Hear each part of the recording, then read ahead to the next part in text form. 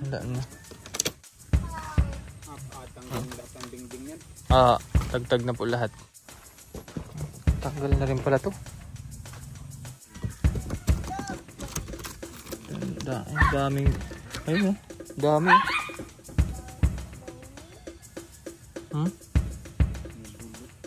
Ulit tayo, ang daming anay.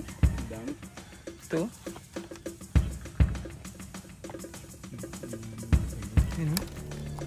Malupa.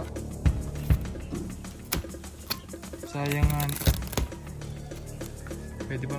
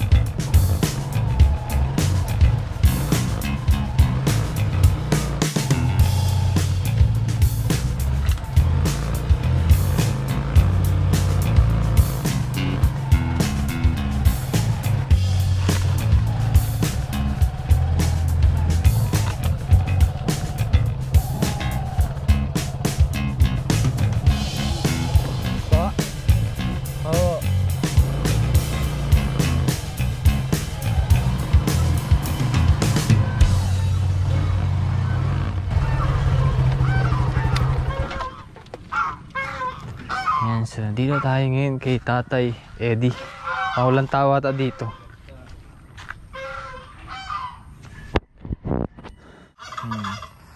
So, dito na kami kay Tatay Eddie. Ano, siya lang po yung naglalagay niyan. Siya lamang yung naggagawa-gawa. Ewan ko kung pwede pa itong malagyan ng... Ano tayo? Sulignom? Sulignom? Ito lang pwede pa malagyan ng ano to, pang anay.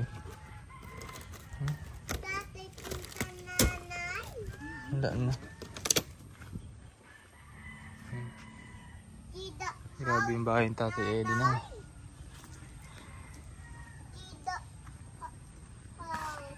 Atang dingding yan. Tagtag na po lahat. Tapos ano mangyayari po ay siguro plain sheet na lang po. Lahat. Tapos double walling na lang. Hindi naman siguro mainit gawaan na ito. May malaking punot din sa gilid. Bibi, huwag ka mababa. Nakadyan ka lang ha. Wala din yung Tatay Eddie sa ano ata. Tada sa kabila. Ito siya lang po naglagay niyan.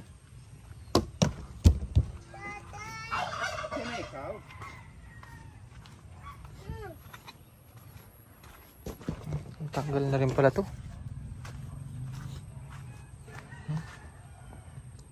Ginawa lang ang paraan Tatay Eddie. So dito naman ay okay pa dito. Sira na din. Papalto na lang ang panibagong ano, plain sheet. Tapos sa kabila ano na may ano na, double walling para di gaano mainit. Pero mukhang di naman mainit dahil merong mangga dito sa tabing ano, bahay ni Tatay Eddie. Yan. Aray ko.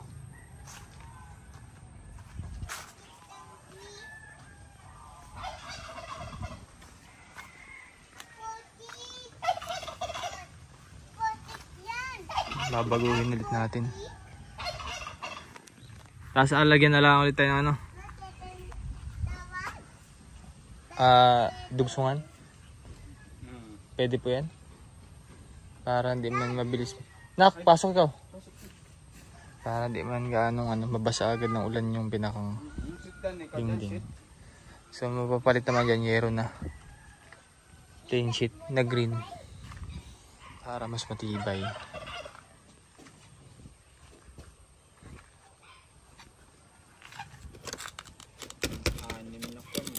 Ha? 6 na lata ho. Ay, double wall. Talaga nang ito sa loob. Doon lang po sa kwarto niya. Ay, ito lang. Doon lang po magkakameron ng double walling. Hindi na sa kusina niya okay na po siguro yun kasi hindi naman masyado mainit din rin. Huwag niyo, Bob. Yun, bali may insulation foam na rin naman yun kay tatay. Ang pinakang plano ay yun nga, yung lalagyan lamang ng ayusin yung pinakang dingding. Tapos lalagyan na rin ng yung pang-anay, anti-anay.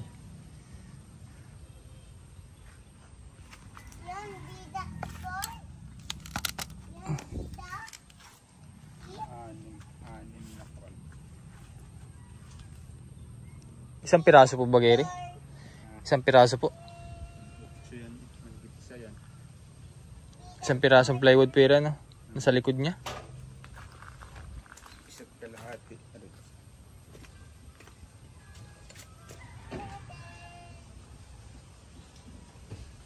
Sa mga kahoy naman po siguro yung pagpapakuhan di naman. Ang daming ayun dami. Nabulot. Ulit tayo, ang daming anay. Dami. Ito. Yun, yung mga lupa. Sayang nga ni. Pwede pa naman siguro pakuha po yun. Di pala tayo na bago natin lagyan ng ulit ng dingding ay lagyan muna ng pang-anti-anay. Mabaho bagay po yun? Mabaho yun? Kagatin ka ng dog. Nangangagat yung dog. Huwag di bag bumaba, bibi.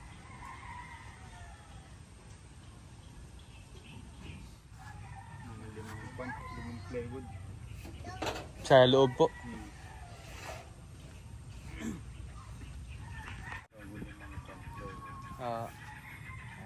Yan, thank you very much sa ating sponsor na si Ma'am Betty.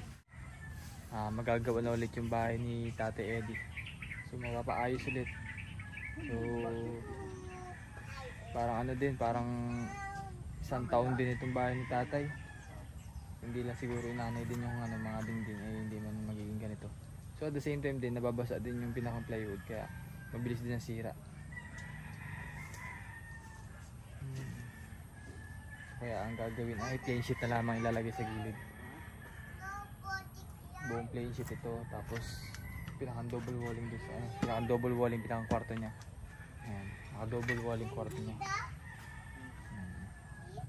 So ito muna update natin mga kababayan at abangan na lang po natin yung paggawa ng bahay ulit ni Tatay o pag-ayos ulit ng bahay ni Tatay Eddie. Ayan, na maging safe po siya sa panahon ng tag-ulan. Ayan, kasama natin si Adhira. Ayaw magpaiwan. Punta beach. Mountain yan. Ha? Playground. Let's go na. Let's go. Tara, sit down na doon, sit down. Punta nanay. Oops. Oo, si nanay. Kailangan pala natin ng kahoy din. Kahoy ulit po. Ay, para po doon sa